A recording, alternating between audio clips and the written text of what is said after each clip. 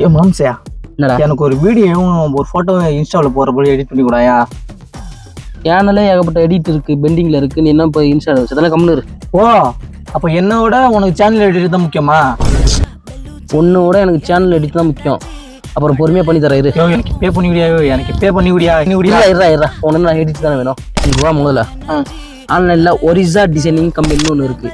அவங்க வந்து photo editing, video editing, invitation designing, அப்புறம் வெப்சைட் கூட கிரியேட் பண்ணுறாங்க. பண்ணட்டும், அதுக்கு நான் என்ன பண்ணா? நீ என்ன பண்ணணுமா? இவ்வளோ நேரம் எதுக்கு சொன்ன நான்? நீ ஃபோட்டோஸ் வீடியோஸ் எல்லாம் இருக்குல்ல, அதை எடுத்துகிட்டு போய் அவங்களுக்கு சென்ட் பண்ணி எடிட் பண்ண சொல்லு.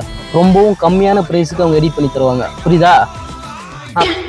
ஐயோ, இவன்கிட்ட வேறு இந்த கம்பெனி வேறு சொல்லிட்டேனே. இவன் வேறு போஸ்ட் பயங்கரமாக எடிட் பண்ணி கொடுத்தா நம்மளோட சீன் கட்டுவானே. மச்சான் ஏ போயா, இனிமேல் நான் அந்த அரிசா கம்பெனிக்கிட்ட எல்லாத்தையும் நான் வேலையை பார்த்துக்கிறேயா? ஹரிஷாவா? கம்பெனி நேமே என்னன்னு தெரியாமல் போயிடா. அட பாவி.